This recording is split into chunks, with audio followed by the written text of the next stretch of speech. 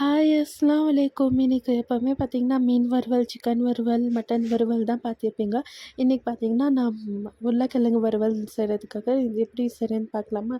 இந்த மாதிரி நான் இங்கே பார்த்தீங்கன்னா 2 உருளைக்கிழங்கு எடுத்திருக்கேன். இந்த மாதிரி கட் பண்ணிக்கலாம் பீசஸ் எல்லாமே. கட் பண்ணிவிட்டு ஒரு 2, 3 டைம்ஸ் நல்லா தண்ணியில் வாஷ் பண்ணி வச்சுக்கலாம். இப்போ பார்த்தீங்கன்னா, இங்கே நான் வறுவலுக்காக என்னென்ன ரெடி பண்ணியிருக்கேன்னு பார்த்தீங்கன்னா, வெங்காயம் 2 மீடியம் சைஸ் வெங்காயம் குட்டி குட்டிஸாக சாப் பண்ணி வச்சுருக்கேன். அதுக்கப்புறம் ஒரு கைப்பிடி கருவேப்பிலை, அதுக்கப்புறம் கொஞ்சமாக சாப் பண்ணி வச்ச கொத்தமல்லி, 1/2 ஸ்பூன் இஞ்சி பூண்டு விழுது. அதுக்கப்புறம் இதில் கடாயில் பார்த்திங்கன்னா ஆயில் ஆட் பண்ணிக்கலாம். ஆயில் ஆட் பண்ணிவிட்டு அது ஆயில் ஹீட் ஆனதுக்கப்புறம் 1 ஸ்பூன் கடுகு ஆட் பண்ணிக்கிறேன். கடுகுமே நல்லா இதாகும்போதும் நம்ம சாப் பண்ணி வச்சுருந்த வெங்காயத்தையும் இதில் ஆட் பண்ணிக்கலாம். ஆட் பண்ணிவிட்டு அதுவுமே நல்லா வதக்கி விட்டுட்டு அதுக்கப்புறம் ஒரு கைப்பிடி அளவு கைப்பிடி கருவேப்பிலை ஆட் பண்ணிவிட்டு அதுவுமே நல்லா வதக்கிட்டு அதுக்கப்புறம் இந்த பார்த்திங்கன்னா 1/2 ஸ்பூன் இஞ்சி பூண்டு பேஸ்ட் ஆட் பண்ணிவிட்டு அதுவுமே நல்லா வதக்கிக்கலாம். கோல்டன் ப்ரௌன் கலர் ஆகினதுக்கப்புறம் இதில் நம்ம கட் பண்ணி வச்சுருந்த உருளைக்கிழங்குமே இதில் ஆட் பண்ணிக்கலாம். ஆட் பண்ணிவிட்டு அதுவுமே நல்லா மிக்ஸ் பண்ணிக்கலாம். அதுவும் நல்லா கலந்து விட்டுக்கிட்டே இருக்கணும். அப்போ தான் அந்த ப்ரௌனிஷ் அதாவது அந்த வெங்காயத்தோட ப்ரௌன் அது எல்லாமே நல்லா மசாலா கோட்டிங் ஆகும். அதுக்கப்புறம் நல்லா கலந்து விட்டதுக்கப்புறம் நான் இதில் பார்த்திங்கன்னா 1/2 ஸ்பூன் தனியா பவுடர் ஆட் பண்ணிக்கிறேன்.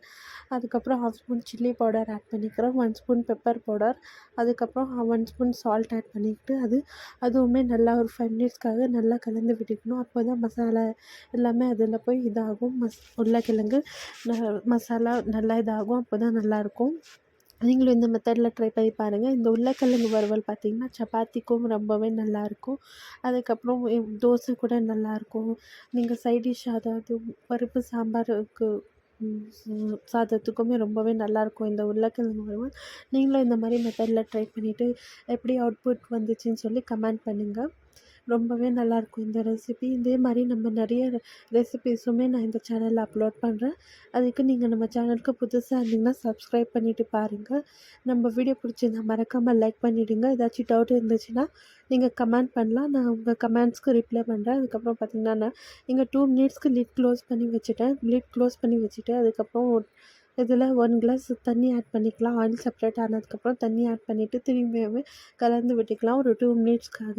2 மினிட்ஸு கலந்து விட்டுட்டு அதுக்கப்புறம் திரும்பியுமே லிட் க்ளோஸ் பண்ணி வச்சுட்டு நம்ம இங்கே 10 மினிட்ஸ்க்காக குக் பண்ண விட்டுடலாம். அதாவது உருளைக்கிழங்கு வேக வைக்கிறது. அது நடுவில் பார்த்திங்கன்னா நம்ம லிட் ஓப்பன் பண்ணி பார்த்துக்கணும். இல்லைன்னா கீழே அடி பிடிச்சிக்கும் உருளைக்கிழங்கு. இப்போ பார்த்திங்கன்னா எல்லாமே தண்ணி எல்லாமே இதாகிடுச்சு, ட்ரை ஆகிடுச்சு. உருளைக்கிழங்குமே நல்லா இதாகிடுச்சு, நம்ம ரெடி ஆகிடுச்சு. சூப்பராக இந்த உருளைக்கிழங்கு வறுவல் ரெடி ஆகிடுச்சு. இதுக்கு பார்த்திங்கன்னா உருளைக்கிழங்கு திரும்பியும் கலந்து விட்டுட்டு அதுக்கப்புறம் நம்ம சாப் பண்ணி வச்சுருக்கோம்ல கொத்தமல்லி, அதுவுமே இதில் ஆட் பண்ணிக்கலாம். ஆட் பண்ணிட்டா நம்ம சூப்பரான உருளைக்கிழங்கு வறுவல் ரெடி ஆகிடும். நீங்களும் இந்த மெத்தடில் ட்ரை பண்ணி பாருங்கள். சிக்கன், மட்டன் அதுக்கப்புறம் சிக்கன், மட்டனுக்குமே இந்த மாதிரி ட்ரை பண்ணலாம். ரொம்பவே நல்லாயிருக்கும். ஆனால் நான் இங்கே உருளைக்கிழங்கு வறுவல் செஞ்சுருக்கேன். ரொம்பவே நல்லாயிருக்கும். நம்ம வீடியோ பிடிச்சிருந்தா மறக்காமல் லைக்